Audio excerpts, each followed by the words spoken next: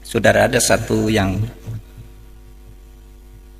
agak menggetarkan juga ketika mungkin sudah banyak yang baca buku ini, sebuah buku kecil ya, judulnya Life After Death, hidup sesudah mati, ditulis oleh Raymond Moody. Raymond Moody ini adalah seorang dokter yang karena pinternya dia di dalam bidang kedokteran kemudian dijadikan guru besar di bidang filsafat kedokteran.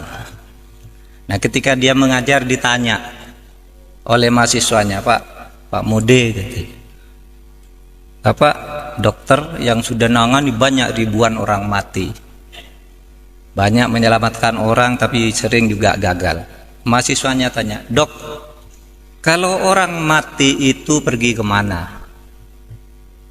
Kalau orang mati itu pergi kemana? Nah, ini sebagai dosen tertantang, saya dosen.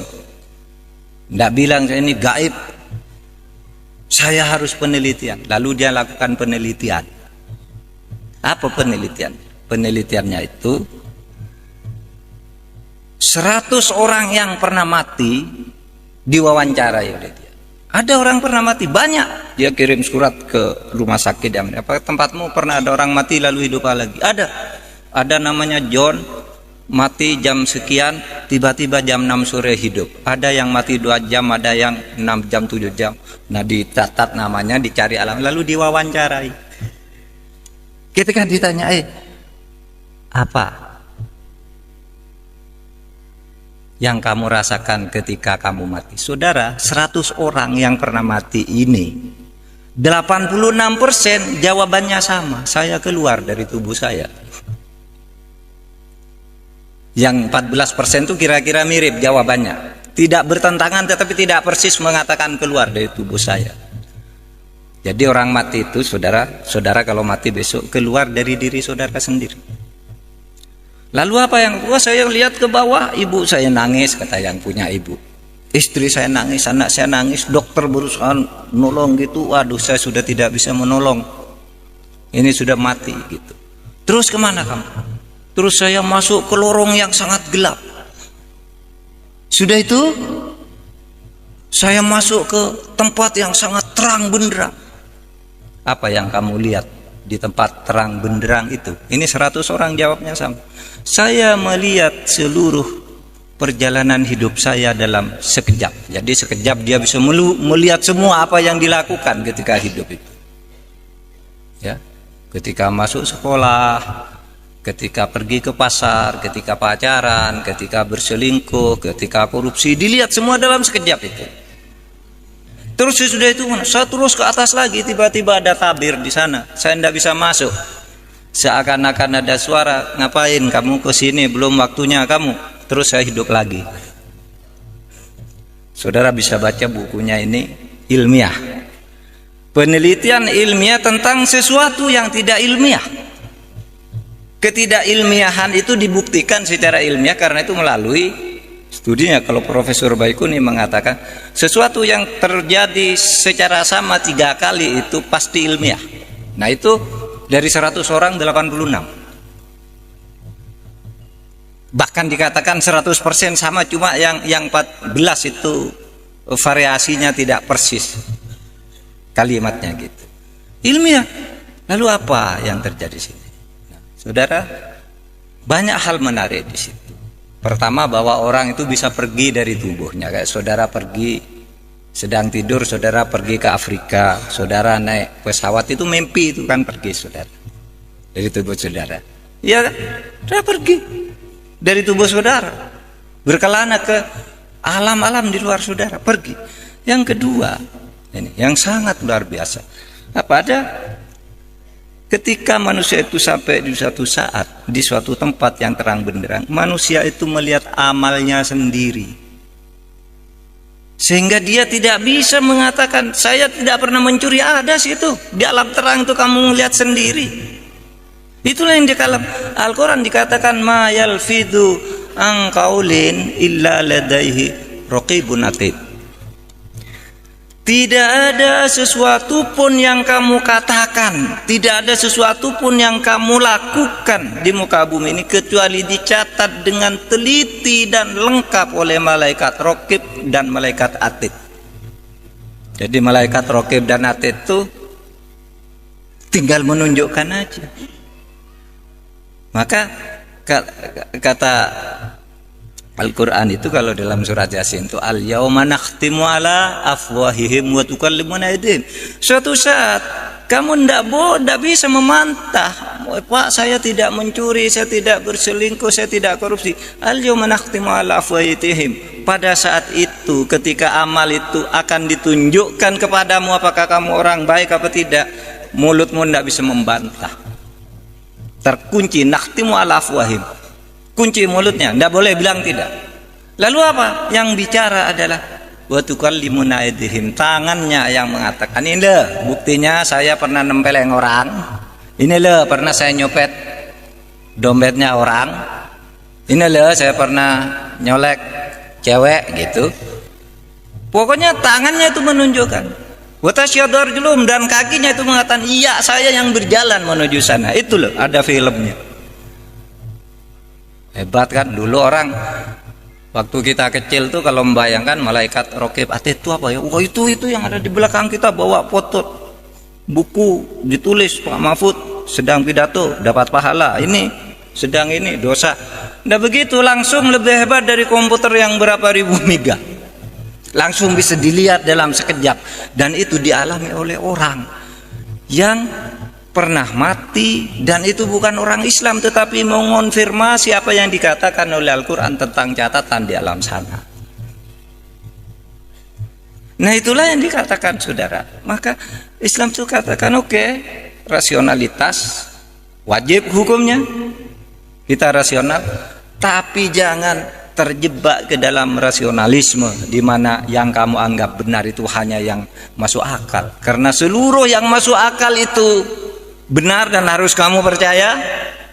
Tetapi di luar itu banyak yang tidak masuk akal, yang justru mungkin lebih banyak dari yang masuk akal, yang juga mempengaruhi kehidupan dan selalu ditunjukkan oleh Tuhan. Taklahlah kalau itu dikatakan belum sampai itu bisa saja kan ketika suatu saat itu yang terakhir, saudara, saya juga pernah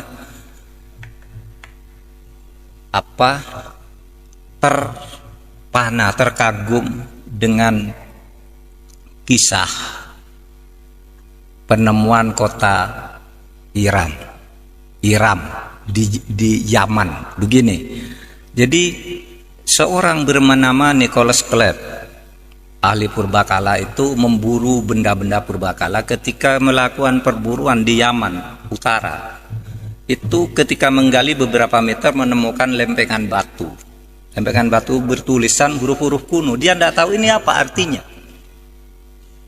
Dia datang ke seorang ahli bahasa purba namanya Profesor Petinito. Datangnya, Prof, ini apanya artinya? Dia tahu, oh ini Iram, ini bacaannya ini Iram, ini Samud, ini Ad. Ini apa maksudnya? Ini kata Iram, ini ada di dalam Al-Quran. Kata Ad ini nama kaum, ada juga di Al-Quran. Samud juga ada di Al-Quran. Terus gimana?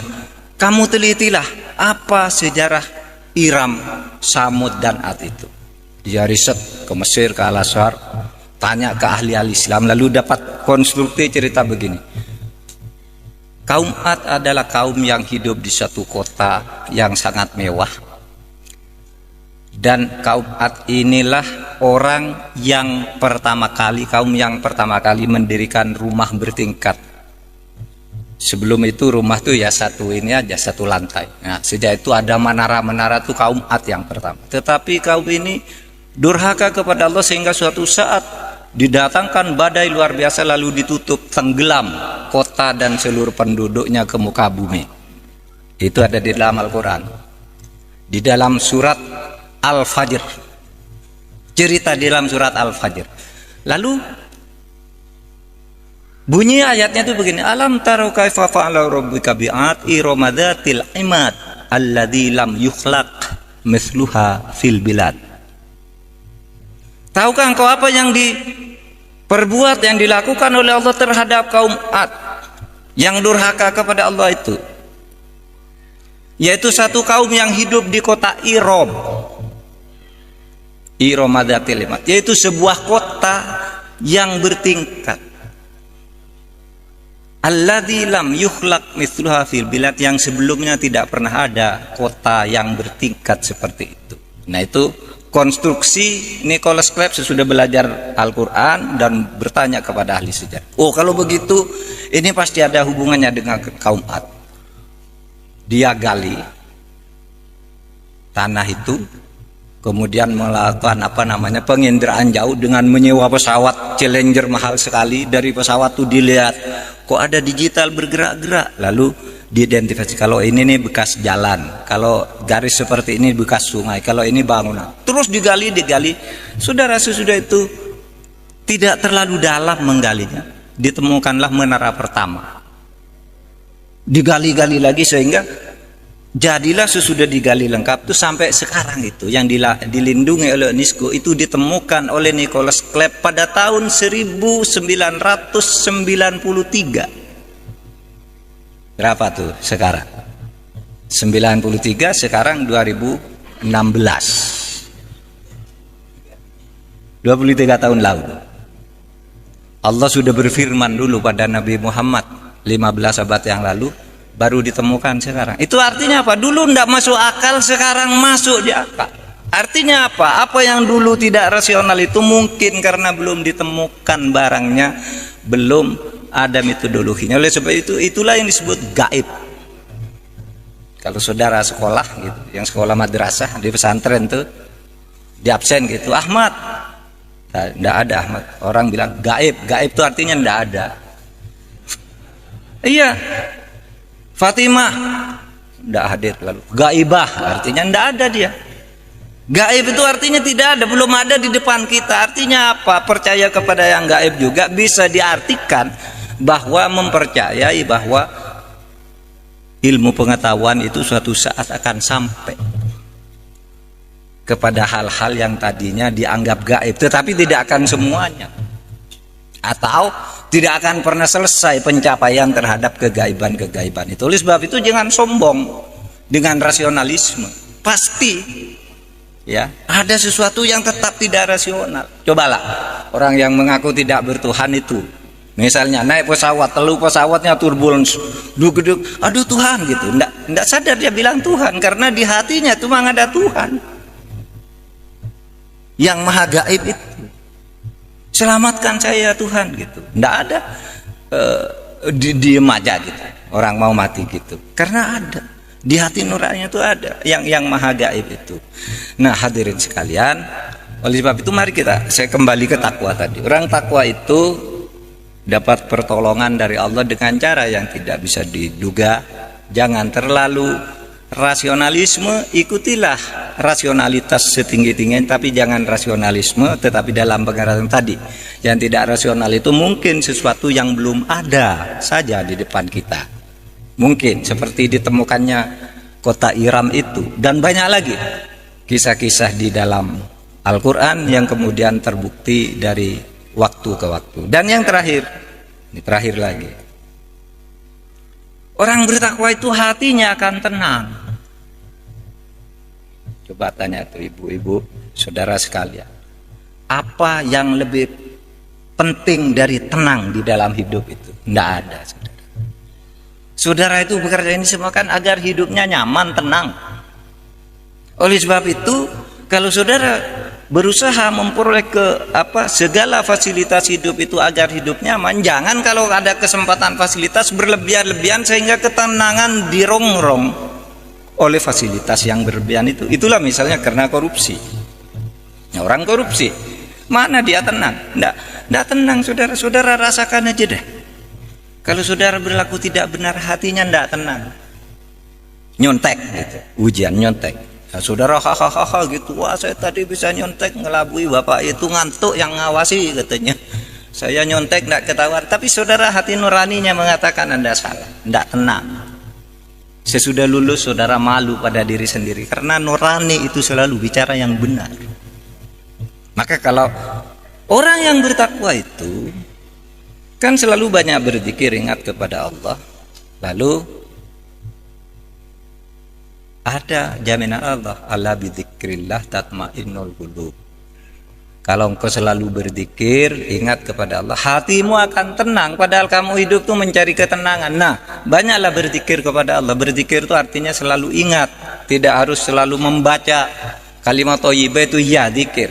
Tapi sebenarnya zikir yang sesungguhnya itu adalah orang yang selalu ingat bahwa dirinya dimonitor oleh Allah. Demikian renungan malam ini, mudah-mudahan ada manfaatnya, dan mari kita tingkatkan ketakwaan kita kepada Allah. Assalamualaikum warahmatullahi wabarakatuh.